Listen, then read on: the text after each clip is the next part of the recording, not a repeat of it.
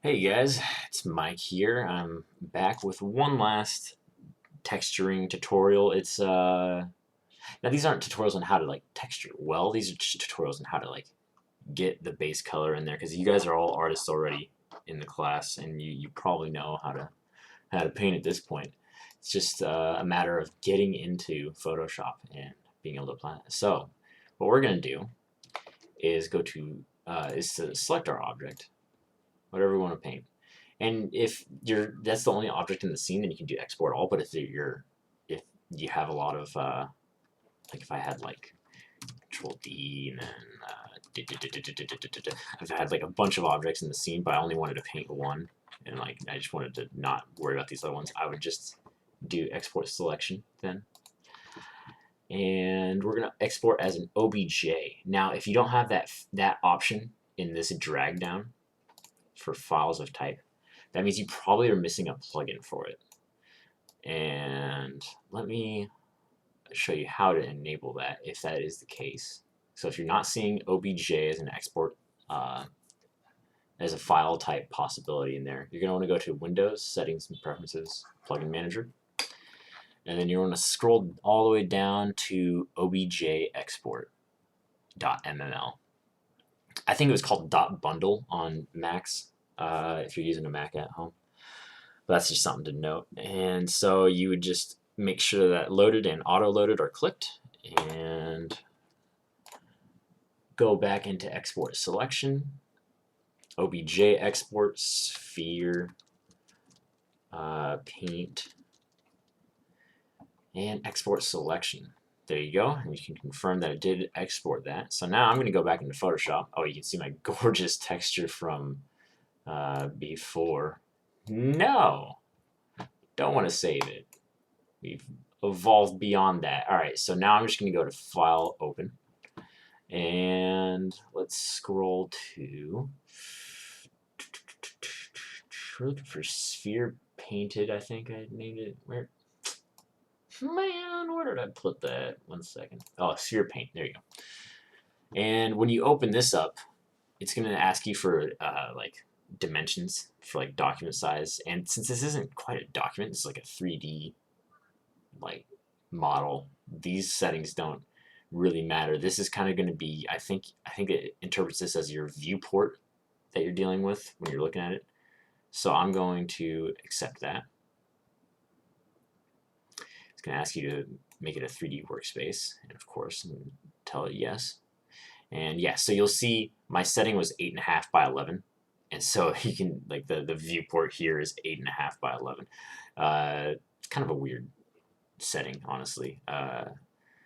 But just so you know what those first dimensions are when you're bringing it in.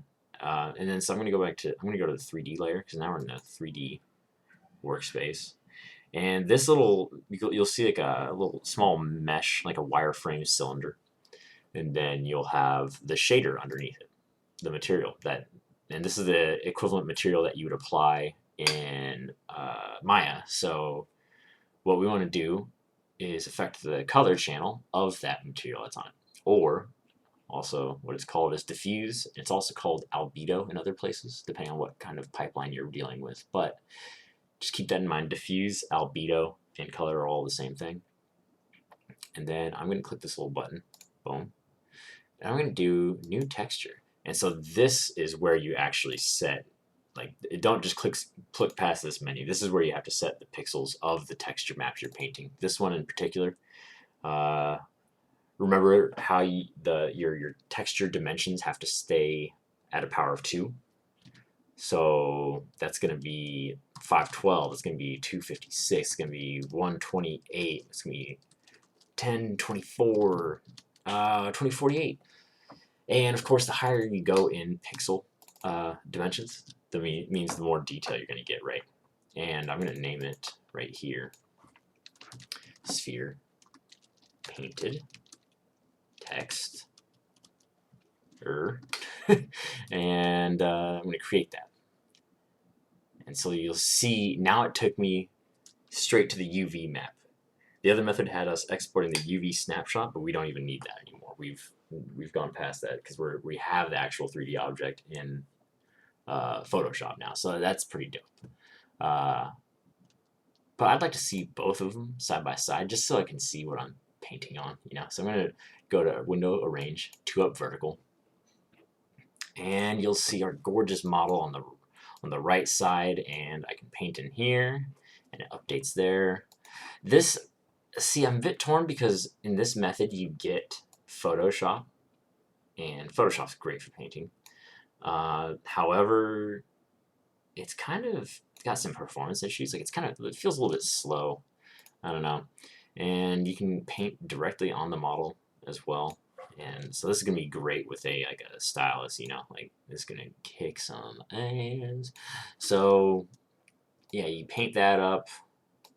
Make sure for the homework that your object's completely colored. I don't want to see some uncolored stuff, you know.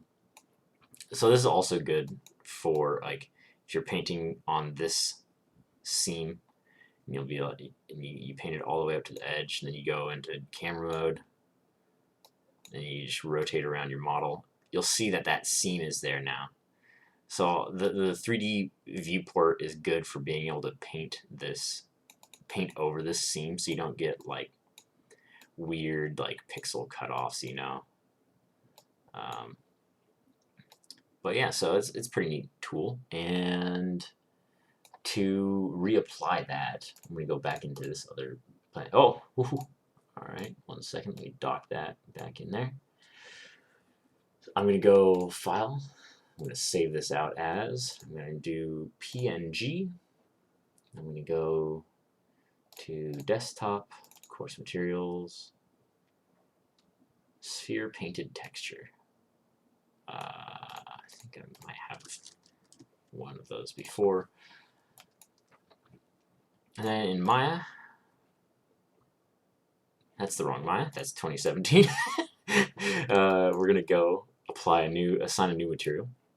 And if you haven't seen the other tutorials, you can go with pretty much Lambert or Phong. Blend's like a lower level Phong as far as I'm concerned. I know mathematically it's completely false. But Phong has the most like customizable properties. You get some reflectivity in there and all that snazzy stuff. But we're mostly concerned with color at this point. We just want to see our texture on here. And so I'm going to navigate with the little checker box. I'm just going to open up this, and it's going to ask for a file. And then so we're just going to navigate over to Painted Texture 2, is the one I just did. And then make sure you're in 6 mode rather than 5 mode, because 5 is just shaded objects, 4 is wireframe, 6 is to preview with textures. And now we have our color on there.